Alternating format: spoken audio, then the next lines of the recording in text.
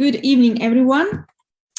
Today we are continuing with our Erasmus Plus Writing Challenge, and today is our date 8. So we are just started the second part of the challenge, second week. So today we have a very important topic, which is quite large, and it is about the preparation of participants and evaluation of their learning outcomes. Yes, so of course the preparation of participants takes a lot of time as well. Also the selection, preparation, and the same takes a on the return. The evaluation, the dissemination, and there are many interesting words which we use in Erasmus projects. Yes, but how do you prepare your participants, your people who are going actually to take the mobilities of young people or youth workers? What do you do before? So what I just want to say, what we do, we set up several communication channels, yeah, and it depends really on the target group, on the people who are going. So some people use chats, some people prefer emails, some people like groups, and we always set up a web page where we add all the details and the links to the registration forms, info packs, and so on. Info pack is another thing which is quite important. It's the information, let's call it brochure, which you fill with all the important details about the logistics, about the learning methodologies, about the people who are going to be there, about information of your country or a specific place where everyone is going. So I find info packs are quite important. And sometimes we have a lot of information also about the topic, about the speakers, about trainers, and so on. So the more information you will add, the better. So for the youth exchanges specifically, we also do preparation meetings, because very often young people go for the first time abroad, or they never been on such youth exchanges before, learning mobilities, and they have a lot of questions. If we talk about age 13 to 17 or 18, we also invite to this preparation meetings their parents, so parents can sign the agreements and documents which are obligatory in our countries, in our organization, to fill, and also to answer all their questions, because very often parents have more questions than young participants themselves. Yes, so we can also add logistical support if needed. Again, for those, mainly for those who are going for youth exchanges. So, for example, we buy the tickets to the place, and because it's much easier for participants to do it this way rather than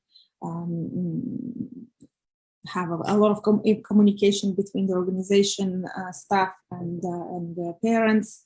And then we help with the with any like souvenirs or anything you need to buy for the intercultural nights. So we all take it this money from the budget of a project, and also dedicate our own time to help participants to choose what we wish to take with them. Again, it's much easier, and it also is easier for us, so we don't put young people in a position where we're not comfortable with the budgets and money and so on. Linguistic support, sometimes it is needed if people going to an international event and they're not sure about the level of English, for example, or any other language they are going to work at the project, at the activity. So we have done in the past English classes for young people who are going abroad for youth exchanges.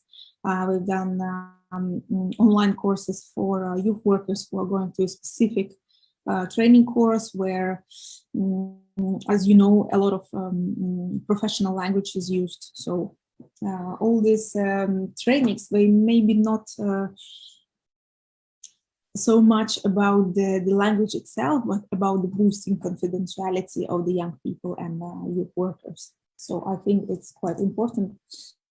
So let me know what do you do in your organizations to help participants to prepare. For the few opportunities, the preparation which we done in the past was connected mainly to the economic situation or the disabilities, mental and physical. So we have prepared participants even with buying things, buying clothes, because there were some situations when young people didn't want to go for some activities abroad because they just were ashamed to say that they didn't have something to take, like, I don't know, specific clothing, like in the mountains we needed, or anything else. So in this case, of course, we're trying to identify what is the reason and help them. And for this, actually, you have extra costs now, which we didn't have in the past. And from this year, there is, if you involve young people with few opportunities, you've got 100 euros per person for any kind of support you might provide. Share good practice from other participants.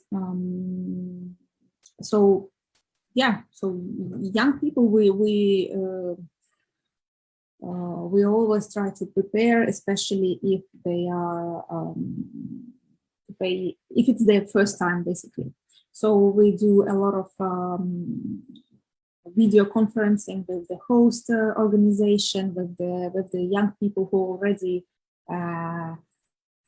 selected in other groups, of the countries. So we're already trying to meet each other through different activities online, and then this breaks an ice a little bit. And then if they chat or communicate in the groups, it also makes it easier. If you have done youth exchanges with teenagers, you know how difficult it is to break the ice in the first 3 days, and how difficult it is after to let them know that actually it's fine, or when they're crying and don't want to leave after, I don't know, 10 days. So this communication and different types, it breaks the ice before they go already, and this helps a lot with their confidence, with their motivation, and so on. What could be those new 100 euro support costs? It can be anything which you think is needed for the participant to feel better, to be motivated more, and so on. So we've already discussed several times, during our lives, that what can we do with this money? So as I said, if any participant needs something to buy specific for the event, we will always do it. If we can do the linguistic support, of course, we will hire some tutor or teacher or online course and so on, so people can do a little bit more with the languages. If what else? If some people need more like a mentorship or coaching to open themselves, to be ready for non-formal learning, because non-formal learning is quite,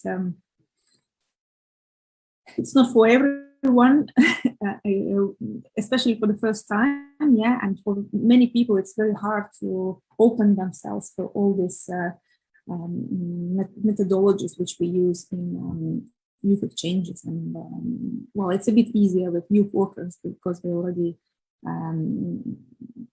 have done something similar for sure.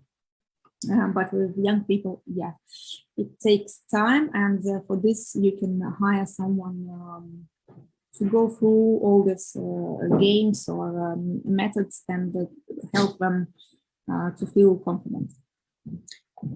Yeah, what else can you do with the support costs? You can you can hire psychologists or medical workers in case it's I don't know, some outdoor events. Yeah, so there are many ways. Anyway, so what happens after when all these amazing people coming back? Yeah, so you still need to keep communication with everyone, update them with results, still keep communication with the chats, send them emails, ask them for tickets, all these evaluation forms which will come. Yeah, also as you know, and we will also talked, and we will talk again about dissemination activities, how important they are and how important are the follow-up activities. And but you still need to do several months of communication and work after people will go back, especially if you have some outcomes which you need to disseminate. Right. So, and yeah, and how you do some of the evaluations and some of the how to say feedbacks and reflection of the learnings. Yeah. Well, the European Commission has, for several of the programs, created such several tools for recognition. And one of them is Youthpass, which we are talking about here. Yeah, there are some other recognition tools like Youthpass and so on. And you can choose actually if you would like to use some European or national maybe tool, or even maybe you have something in your organization and you can do several of them, or just choose one. So everyone who is a participant in Key Action 1 project and other projects as well, but here we talk about Key Action 1, gets such a certificate, a tool, recognition document, which is called Youthpass. So Youthpass supports the reflection of the personal and non-formal learning process and outcomes, because non-formal education is quite difficult to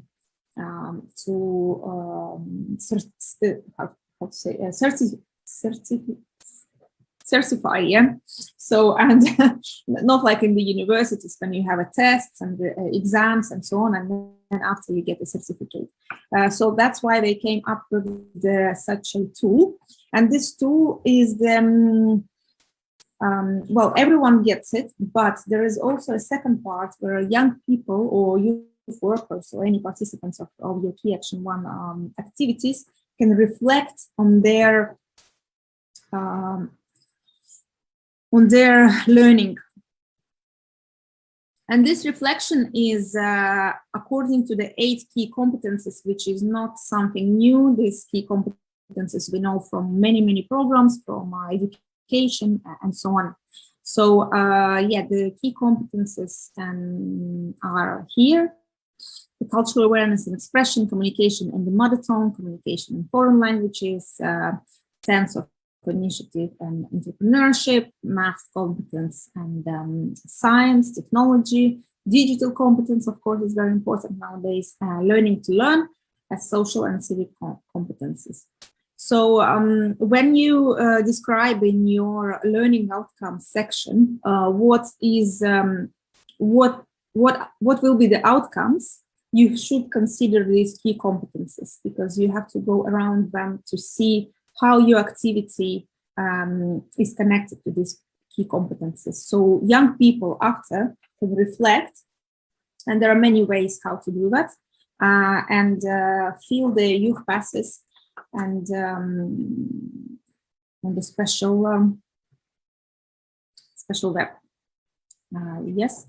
So I can see if I have it handy, but there is a very good website.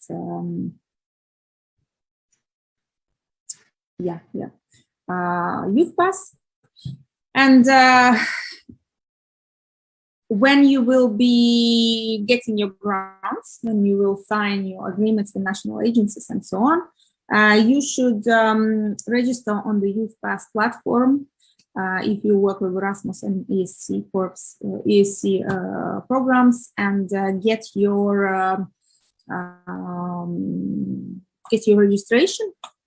And then after you had your activity, you can here see the create certificates, and you will need to make you will need to add a lot of information about your mobility, about your action, about the people, objectives, activities, the organizations who were present, and so on.